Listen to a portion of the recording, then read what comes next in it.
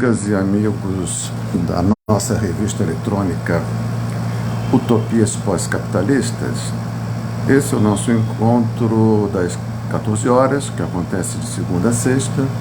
Eu sou Luiz Carlos de Oliveira e Silva, professor de filosofia e colaborador aqui da nossa revista. Hoje eu vou falar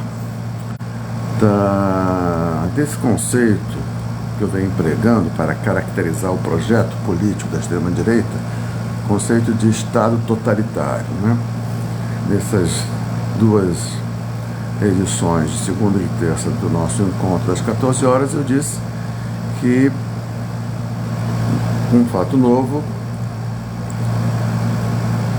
aconteceu quando se manifestou uma dissensão no interior da extrema-direita. Eles têm unidade quanto ao fim, que é a instauração, a instauração de um Estado totalitário.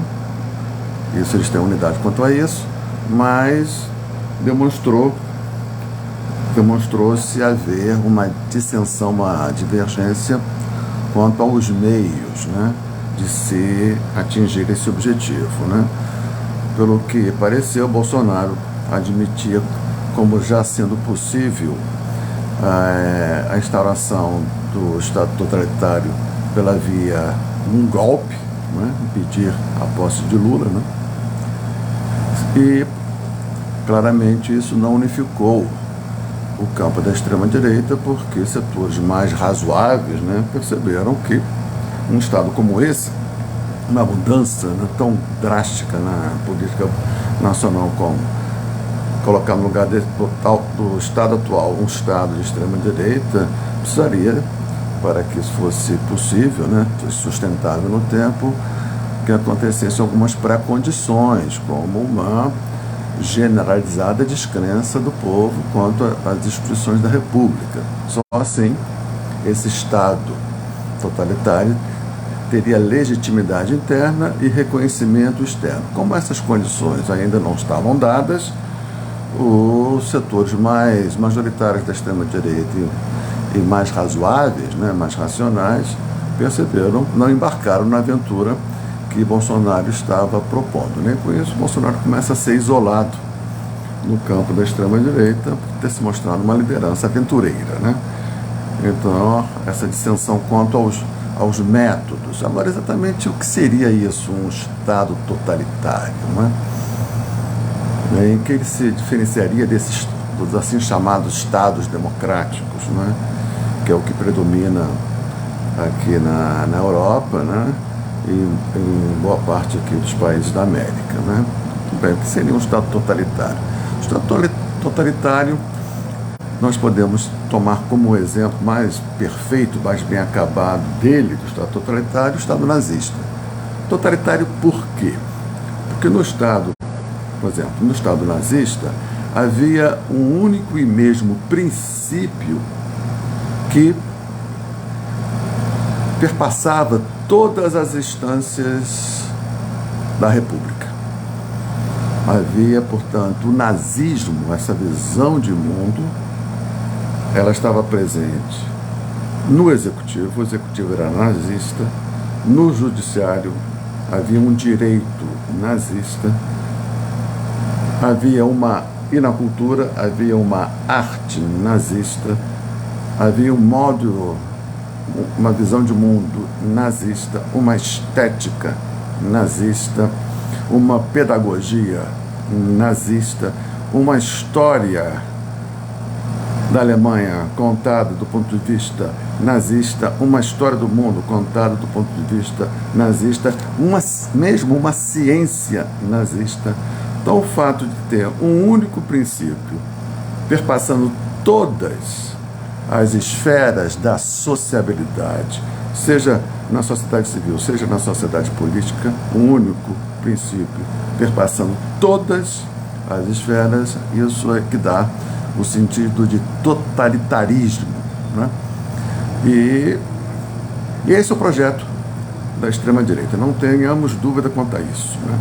Uma moral conservadora, uma arte conservadora, uma pedagogia conservadora, um direito conservador, uma administração pública conservadora, um executivo conservador, o único e mesmo princípio perpassando todas as esferas da sociabilidade, seja na esfera civil, seja na esfera pública, não é?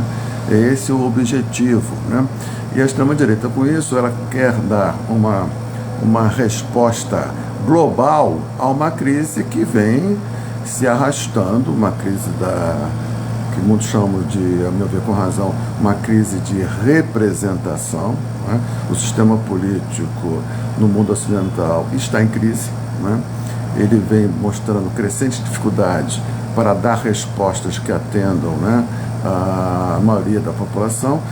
Isso vai gerando um crescente sentimento de descrédito, de distanciamento das massas populares frente às suas instituições políticas.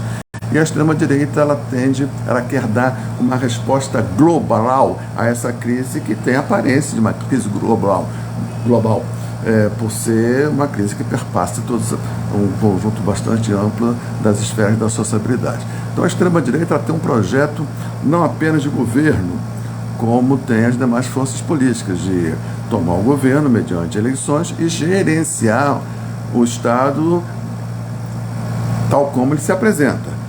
A proposta da extrema-direita, ela é nesse sentido revolucionária e reacionária ao mesmo tempo. Revolucionária porque ela quer dar uma resposta global, ela quer colocar no lugar desse Estado um Estado de corte totalitário, e reacionária porque o conteúdo desse Estado, esse princípio que quer perpassar todas as esferas da sociabilidade, esse seria um conteúdo pré-moderno, né? Nesse sentido reacionário. Esse é o sentido de um Estado totalitário e não nos enganemos. Esse é o projeto político da extrema-direita.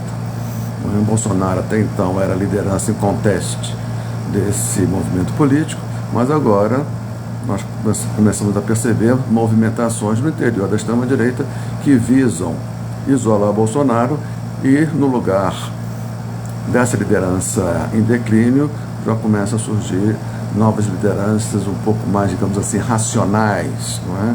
Menos aventureiras, que têm um sentido claro da necessidade de acúmulo de força e apostar na crescente instabilidade do regime e no crescente descrédito das instituições, não é? Eu posso citar né, talvez o mais saliente dessas lideranças que querem ocupar o lugar de Bolsonaro, que até então ocupado por Bolsonaro, o general, atual senador Hamilton Mourão, que tem feito declarações que, ao meu ver, corroboram essa tese, né? A tese de que há no interior da extrema-direita um movimento de isolamento de Bolsonaro e de afirmação de uma nova liderança, né? Então, eu espero que eu tenha contribuído para o esclarecimento dessas questões e amanhã nos encontraremos aqui sempre às 14 horas. Um abraço, até amanhã.